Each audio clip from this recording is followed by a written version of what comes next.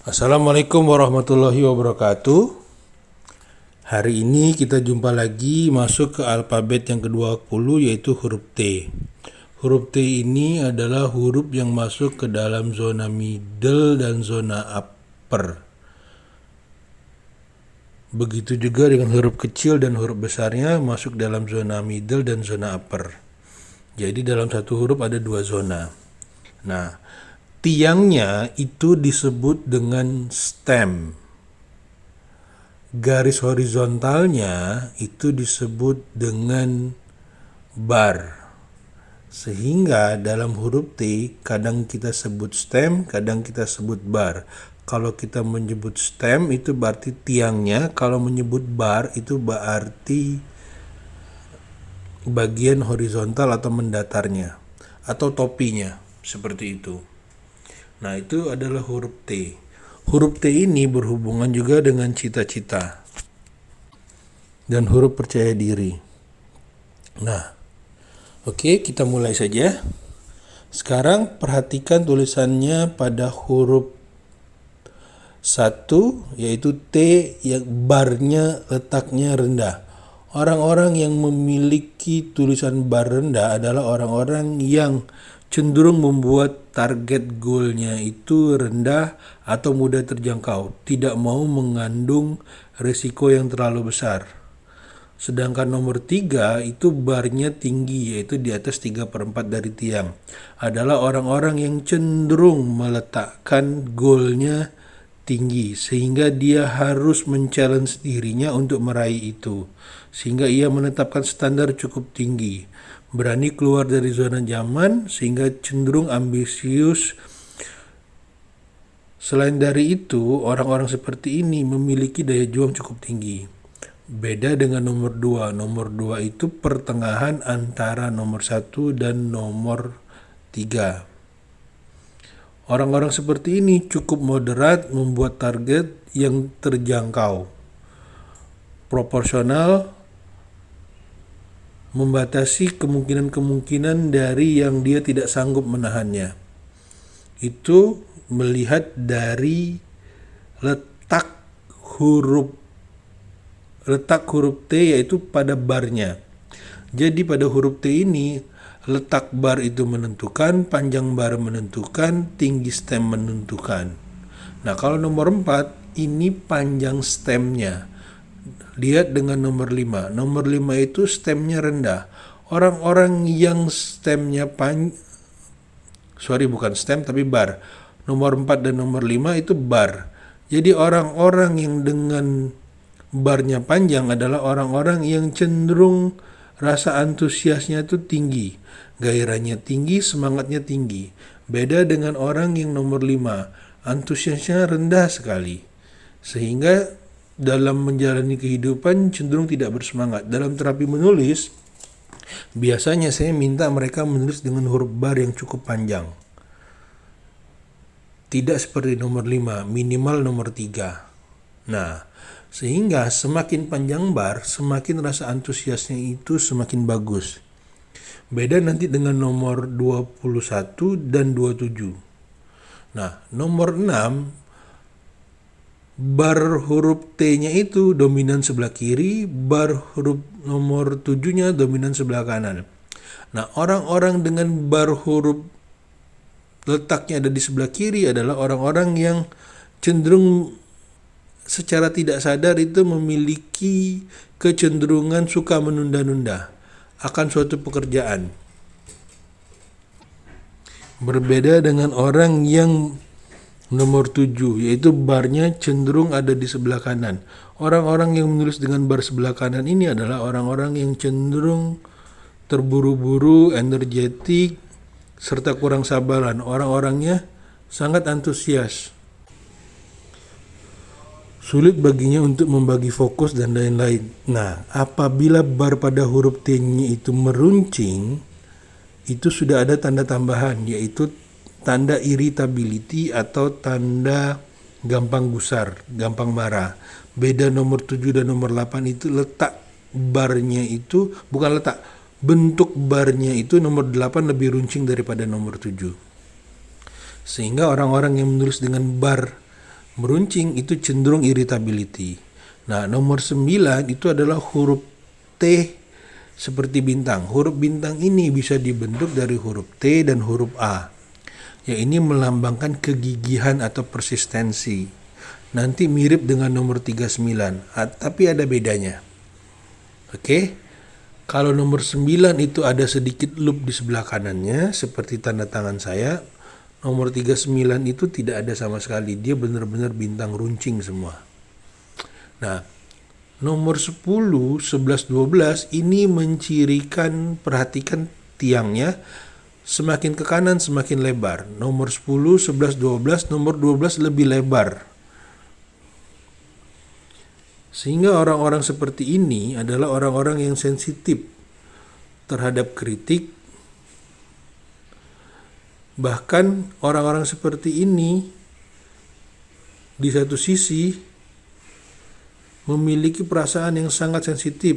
Ia berusaha untuk tidak menyalahkan orang lain dan ia mencoba tidak menyakiti perasaan orang lain.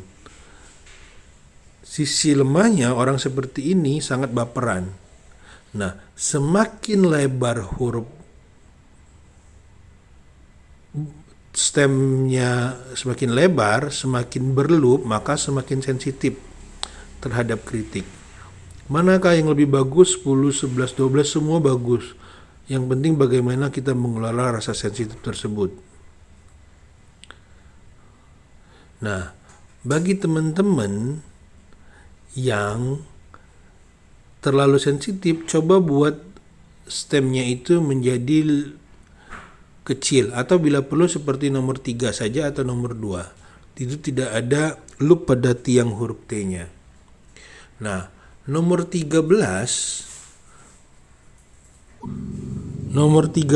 itu huruf T-nya itu berbentuk segitiga. Ini mencirikan orang-orang yang cenderung keras kepala.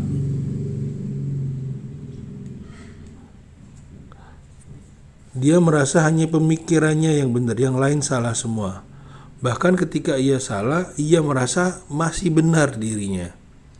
Nah, nomor 14 itu tiangnya ada, tapi bar pada huruf T-nya tidak ada. Orang-orang seperti ini mirip seperti orang yang menulis huruf I tapi tanpa tanda titik. Sehingga orang-orang seperti ini suka mengabaikan detail, tidak perhatian terhadap detail, kurang teliti, serta kurang fokus. Nah, nomor 15 itu seperti huruf Z yang dirapatkan. Dia sama juga tidak ada bar pada huruf T-nya, tetapi penulisan seperti ini mencirikan orang yang berinisiatif tinggi. Beda artinya dengan nomor 14. Nomor 15 ini tanda khusus, begitu dia menulis seperti ini berarti cirinya inisiatifnya tinggi. Nah, nomor 16 itu dengan nomor 18 berkebalikan. Nomor 17 itu mirip seperti nomor 4 tapi lebih tebal. Huruf T ini termasuk huruf yang paling banyak kombinasinya. Berarti datanya itu banyak sekali. Ini aja baru 40 yang saya tampilkan. Nah, balik lagi ke nomor 16. Nomor 16 ini barnya itu melengkung seperti payung. Orang-orang seperti ini adalah orang-orang yang memiliki kemampuan menahan serta mengontrol emosinya. Sehingga orang-orang seperti ini kurang impulsif. Beda dengan orang-orang yang nomor 17. Orang-orang dengan nomor 17 ini orang-orang yang di atas antusias, yaitu willpower-nya tinggi sekali. Beda 4 dengan 17 apa? Bar pada huruf T-nya lebih menebal. Sehingga orang-orang seperti ini selain antusias juga willpower-nya super sekali. Nah, nomor 18 ini berkebalikan dengan nomor 16 yang menggambarkan seseorang itu mudah menyerah apabila di bawah tekanan, kurang komitmen dalam menyelesaikan tugas-tugasnya. Nah, nomor 19 ini huruf T-nya itu seperti checklist. Orang-orang menulis dengan huruf seperti ini adalah orang-orang yang menggambarkan dirinya sebagai orang yang ramah, suka humor, serta berkemampuan beradaptasi yang tinggi. nanti itu ada kemiripan dengan nomor 32. Sisi kreatifnya muncul. Nah, nomor 19 ini termasuk tanda originality juga karena jarang orang menulis seperti ini. Sehingga sisi kreatifnya juga muncul. Nah, nomor 20 ini seperti dia stemnya itu ditarik ke belakang lagi. Ini menggambarkan seseorang yang lebih memikirkan dirinya, bahkan bisa menjadi tanda orang yang tertutup dari lingkungan serta kurang percaya diri. Nah, nomor 21 dengan nomor 4 itu sama-sama rasa antusiasnya tinggi, tetapi karena overnya panjangnya terlalu panjang, ini mencirikan rasa melindungi untuk orang-orang di sekitarnya. Dan biasanya ini kebanyakan di tanda tangan dan tulisan-tulisan orang luar. Kalau orang Indonesia rata-rata paling panjang nomor 4. Kalaupun ada bisa nanti dibaca itu tulisannya Soekarno. Itu juga panjang-panjang. Nah, nomor 22 ini huruf T yang normal atau yang biasa dibuatnya. Ini adalah orang-orang yang cenderung pintar, tertarik terhadap kebudayaan. Sedangkan nomor 23 ini lebih pipi.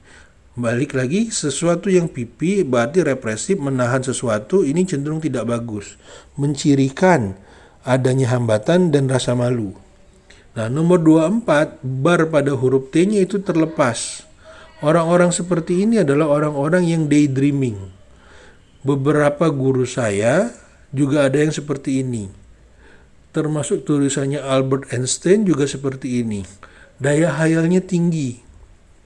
Kalau tidak didorong oleh lower yang panjang, maka mereka cenderung sulit untuk merealisasikan daya hayalnya. Tetapi bagi orang-orang yang lowernya panjang serta menulis huruf T seperti ini justru menjadi keunggulan. Dia seolah-olah daydreaming, menghayal, tetapi hayalan itu bisa dia buat menjadi kenyataan. Sesuatu yang belum ada bisa mereka ciptakan dan akhirnya menjadi kenyataan. Contoh Albert Einstein, contoh beberapa guru saya yang menciptakan keilmuan-keilmuan tersendiri. Seperti itu. Nah, nomor 25 itu mencirikan dia mirip seperti nomor 13, tetapi karena tidak bentuk segitiga banget, jadi dia ada beda. Ya, ini orang-orang yang seperti ini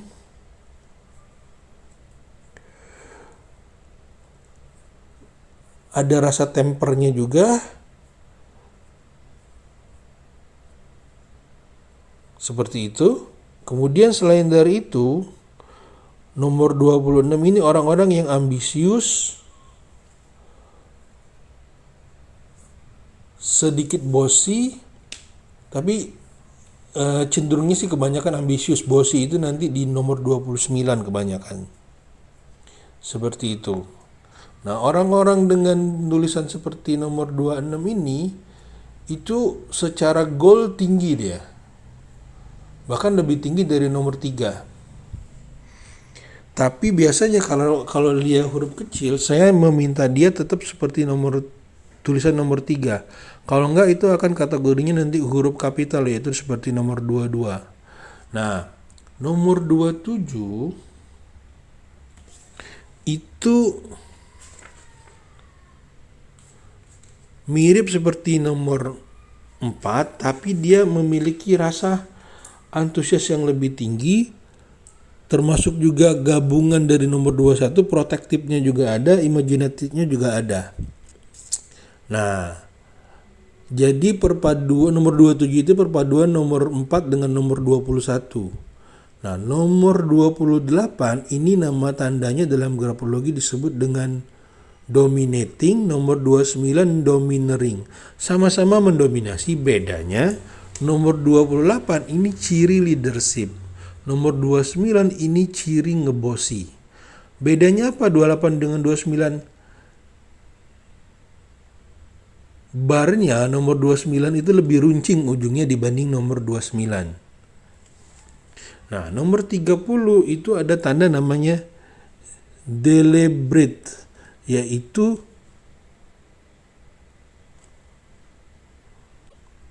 orang yang cenderung hati-hati, yaitu ada jarak antara tiang satu dengan tiang duanya. Seperti nomor 13, tetapi dia tidak runcing. Nah, nomor 31, orang-orang yang menulis dengan huruf T seperti salib, ini adalah ciri-ciri orang yang religius, spiritualitas learningnya juga tinggi. Keinginan untuk belajar agamanya tinggi atau hal-hal yang berbau spiritualitas. Nah, nomor 32 itu mirip seperti nomor 4, hanya bedanya di sini ada tanda namanya tanda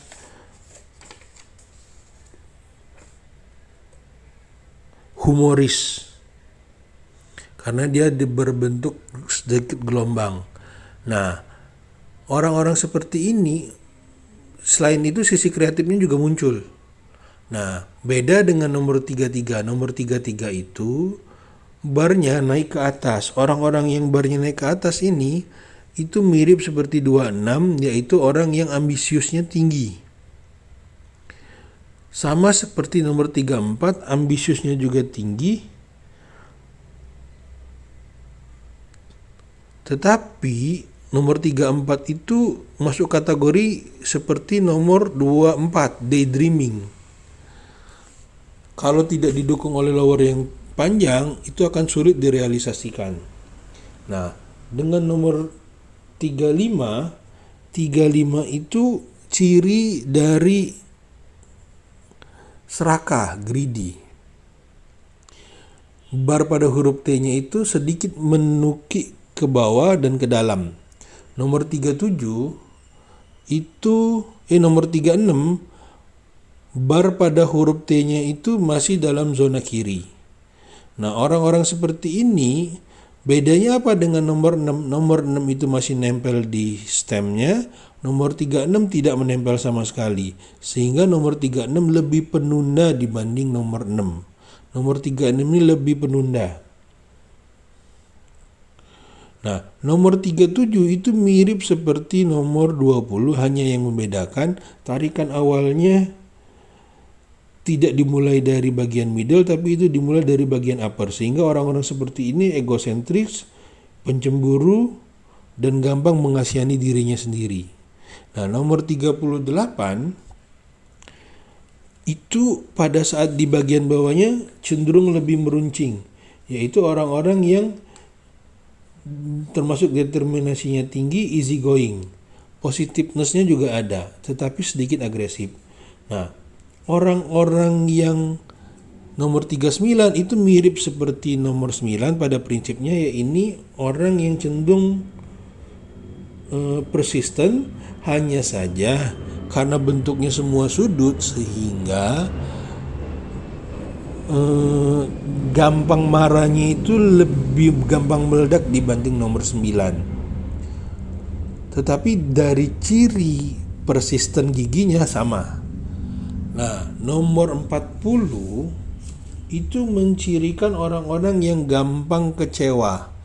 Bahkan ada sedikit luka batin di dirinya.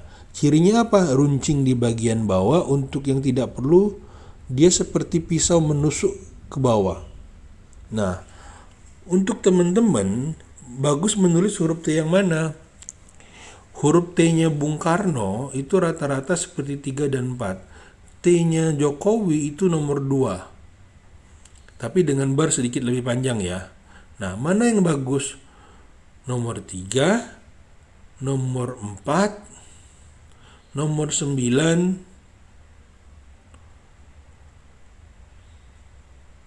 nomor 22, 24 juga boleh kalau lowernya panjang. Nomor 31, 39 juga masih oke. Seperti itu. Nomor 19 juga oke, tapi jarang yang ketemu seperti itu. Nomor 15 juga masih oke. Nomor 17 juga oke. Nah, Sekarang tinggal teman-teman kebutuhannya apa. Nanti dari kebutuhan itu baru kita bentuk. Ingat, dalam grafologi berlaku hukum bolak-balik. Tulisan tangan berubah, karakter berubah, tulisan tangan berubah. Ingat, tujuan dari channel ini bukan semata-mata untuk mengetahui karakter tulisan tangan. Tapi yang utama adalah untuk menterapi diri melalui mengubah bentuk tulisan tangannya. Jadi dengan mengubah bentuknya, maka dia hidupnya menjadi lebih baik. Tujuannya apa? Sehat hati, sehat pikiran, sehat fisik, sehat keuangan. Oke, sampai ketemu lagi di pertemuan berikutnya.